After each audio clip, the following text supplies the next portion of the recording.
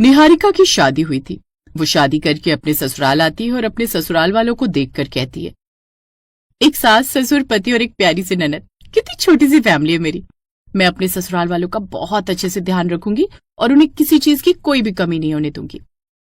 इस तरह उसे खोया हुआ देखकर उसकी सास सुषमा ने कहा, अरे बहू, अंदर भी आओगी या फिर बाहर से ही मुस्कुराती रहोगी? निहारिका अपनी सास की बात सुनकर घर के अंदर प्रवेश करती है। सब कुछ बहुत अच्छा रहता है। अगले दिन वो जैसे ही रसोई में जाती है तो कहती है, आज अपनी पहली रसोई की रस्म में ऐसा खाना बनाऊंगी कि सब लोग उंगलियां चाटते रह जाएंगे।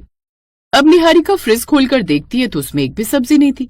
ये देखकर वो हैरान हो जाती है और खुद से कहती है, ये सब क्या है?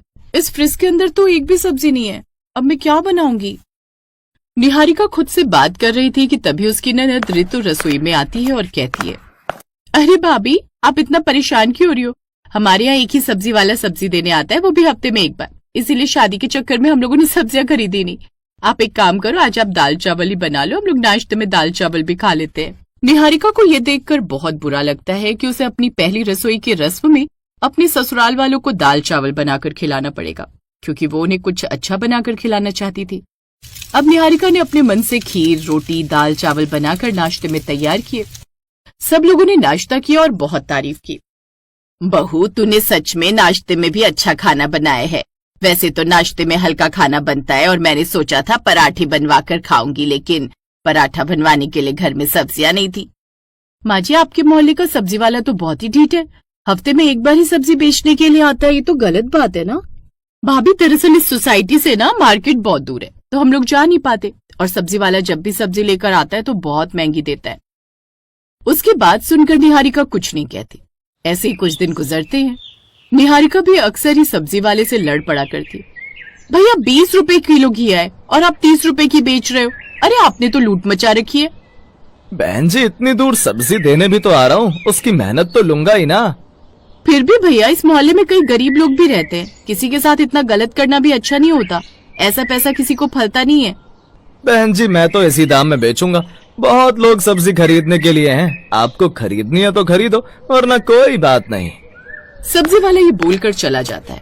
अब निहारिका को ये सुनकर बहुत गुस्सा आता है, जिसके बाद अब उसने सोच लिया था कि वो रसोई में ही थोड़ी बहुत सब्जियां उगाएगी। उसने कुछ बीजों का प्रबंध किया और मशीन ले आई, जिसके बाद कुछ खेती उसने घर की छत पर की और आधी सब्जियां उसने घर के अंदर ही लगाई। अब जैसे उसकी ननद ऋतु रसोई में आई तो कहने लगी, अरे बाप रे बाप भाभी, ये आप क्या कर रही हैं? आपने तो हमारी पूरी रसोई को मिट्टी मिट्टी कर दिया। ऐसा लग रहा है जैसे मैं खेतों में पानी पीने आई हूँ। माफ करना ऋतु, मैं थोड़ी देर में ये सब कुछ साफ कर दूंगी। उसके बाद ये इतना बुरा नहीं लगेगा। और मैं अच्छे गमले लेकर आई हूँ जिसमें मैं ये सारी सब्जियां उगाऊंगी, जिससे लोगों को लगेगा इस रसोई को डेकोरेट किया हुआ है।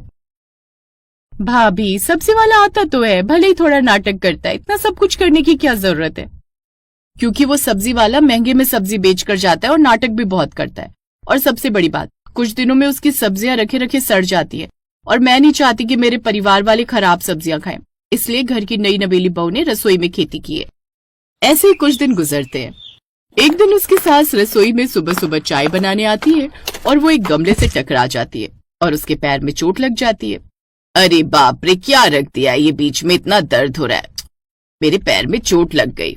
उसकी आवाज सुनकर निहारिका दौड़ी दौड़ी रसोई में आती है और कहती है, माँ जी माफ कर दीजिए, गलती से ये गमला शाम को यहीं रखा रह गया था। मैं आगे से इस बात का ध्यान रखूंगी। मैंने तो सुना था तुम्हारे पिताजी अकाउंटेंट थे। हरकतें तो तुम किसान की बेटी वाली कर रही हो। क्या जरूरत है रसोई में इतनी सब्जियां उगाने की? माँ जी, मैं नहीं